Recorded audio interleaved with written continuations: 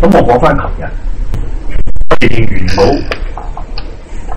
因為有好多個 version， 到我6.3個字睇到嗰個 version， 包括我哋嘅主播喺 Adlib 嘅時候講，包括我哋嘅 VO 入邊講，就係話差佬警方人員就乜綁住雙手，帶去一個暗角拳打腳踢。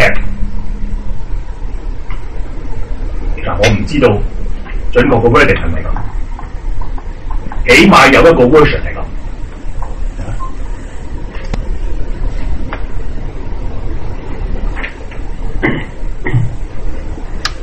我 clip 低咗嗰段稿，嗰段 iNews 呢一段就係我喺我 app 裏面 clip 出嚟，嗰段原稿係咁講。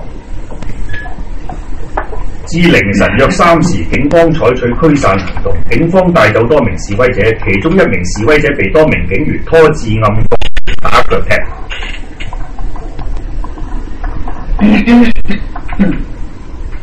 如果平時你哋作為記者，對呢啲咁嚴重嘅指控，點解會咁嚴重嘅指控？警察行私刑，根據涂謹申法終身監禁，6個警員終身監禁嘅案件嚴唔嚴重？指控嚴唔嚴重？我哋憑乜嘢啊？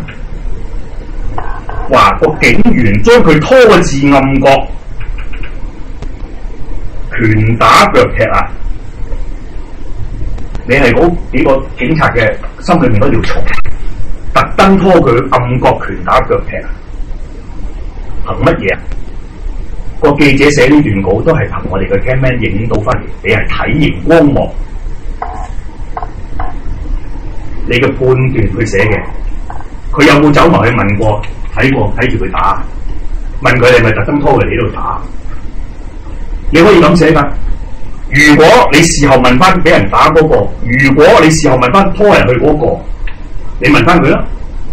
佢否認，佢話唔係，啊？你可以咁寫。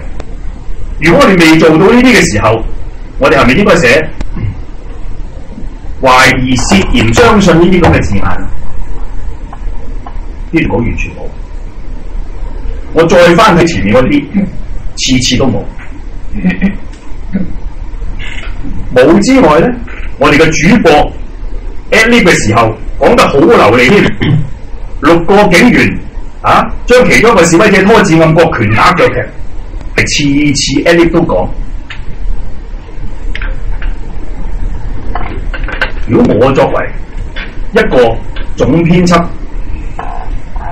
我要對我所有嘅新聞每一隻字要負責嘅人，我應唔應該打電話翻嚟，叫啲同事修改？我打電話翻嚟係6.7個字，6.7個字，香港都未開始。我哋播嘅時候，我哋嗰啲 clip 全部都仲係 iNews， 一去到翡翠台都播，嗰個影響力更大。後來嘅問題，阿 Ming 又接上嚟，我都冇再理，我跟住就起身洗面，聽收音機，咁就翻工。或者阿 Ming 可以講下後續。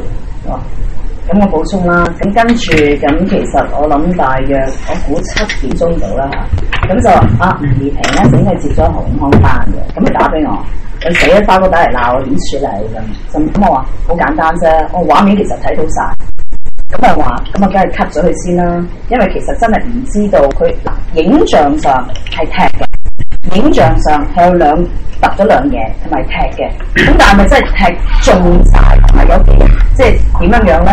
咁其實我哋係睇唔得清楚嘅，咁我就話喂，其實cut 咗個 video，cut 咗嗰幾個嗰句拳打腳踢嘅 video， 你咪 pause 咯，俾人哋睇咯。咁我覺得觀眾一定係已經有個判斷，自己心中有數，究竟佢係做咩㗎啦？咁其實就係咁簡單。我話而暗角，我話其實如果俾我咧，我都唔會寫暗角咯，因為點解咧？即係更加後嚟睇埋 K 嗰條片更加有個暗咧，後面有幾盞燈，你覺得暗，我覺得唔暗；你覺得好光，我覺得唔光。呢個其實係一個主觀 imply 咗一啲嘢落去嘅。咁我就話喂，咁你不如咧，咁就拖咗去唔知邊一度，即係可能係天馬公園嘅另一個位咯。咁我覺得呢個係比較客觀少少，因為暗角唔多唔少都係 impact 咗啲嘢。咁我話你改咗呢一句，咁同埋咧就係咧 cut 咗嗰個，然後 post 俾人睇啦咁。咁其實就係咁嘅啦。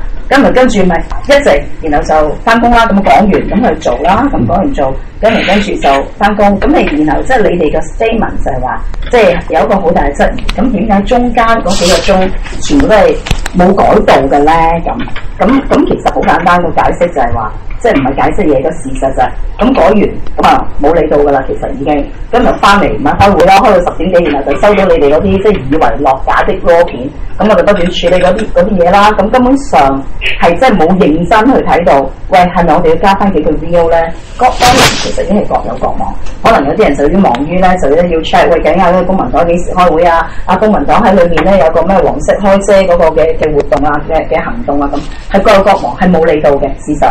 咁即係我自己覺得就係，即係每一件事睇翻轉頭一定有改善空間嘅。咁係咪其實我哋只要加翻個懷疑兩個字？又或者可能好似係加翻好似即係 noon cast 會過度武力，咁其實懷疑用過度武力係咪已經其實解決咗件事咧？即係我覺得其實係咯。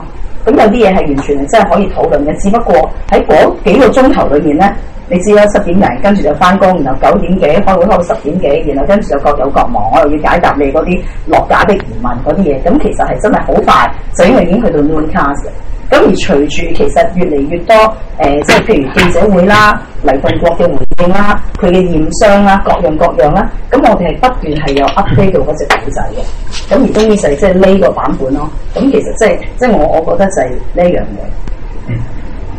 我哋即係補充嘅更多。